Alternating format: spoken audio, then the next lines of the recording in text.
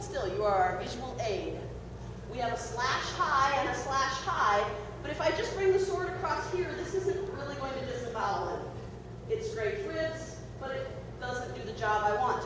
Swinging low to disembowel, if I bring my arm that low, below where it's comfortable to swing, not only do I lose control, I lose power. So in order to do a powerful cut, what's going to happen is we are going to get lower as we strike. Against a really tall opponent, i.e. my husband, who we killed off and kicked out.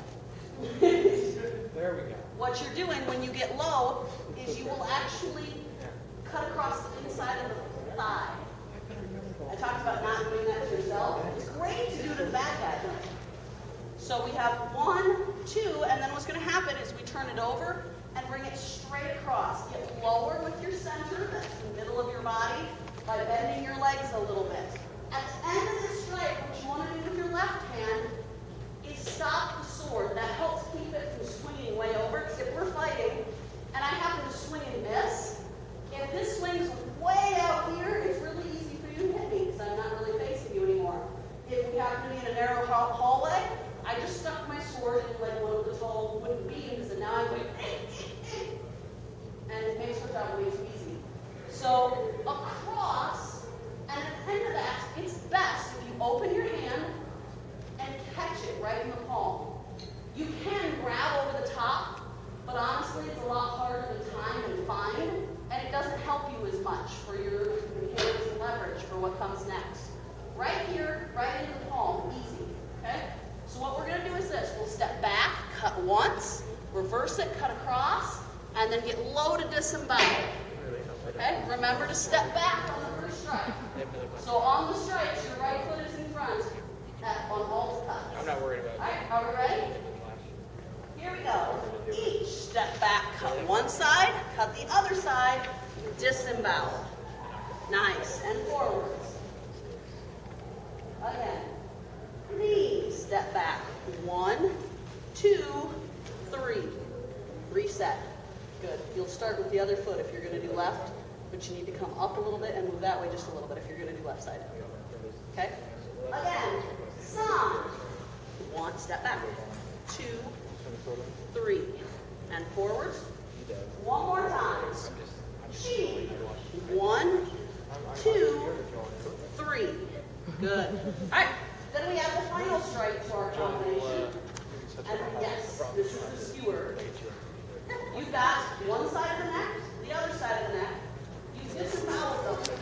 And then on this, what you're actually doing is going, ideally, right from the spot where the collarbones meet, that spot at the bottom of your neck and your throat that you hate when somebody pokes. You're sticking a sword right there. It's okay if it misses a little bit and goes higher, but if it's going to ride the throat right up on into the skull. This is a good thing. Anybody remember old school science class pithing? You're doing that with a sword right into their brain. Now, if you were actually fighting a samurai warrior on the battlefield wearing armor, the 2 cuts, or where the armor was vulnerable on the clavicle, that low cut, since they had clamshell armor, went to the femoral artery, the inside of the thigh instead. And then coming up, that clamshell ran right here. So you'd aim for that. And if you hit the clamshell, it was okay because it acted as a guide. You hit the metal and it helped you just send that sword blade right up into the throat and through. Sneaky ninjas, you dispatch your enemy. They shouldn't try to hurt you anyway when they catch you. They should give you cookies. It's the dark side. We have cookies. I love the T-shirt. It says "Come to the dark side. We have cookies" on the front, and on the back it says, "Did you really think we'd have cookies?" Yeah. All right. So 4 strikes this time. Each step back, cut 1, 2, disembowel, and stab. And what you're doing, keep the left hand there, or in your case the right hand, and use it to help guide that forwards and out. Good. And then top. Again, knee. 1, 2, 3, skewer. Nice. Again. San. 1, 2, 3,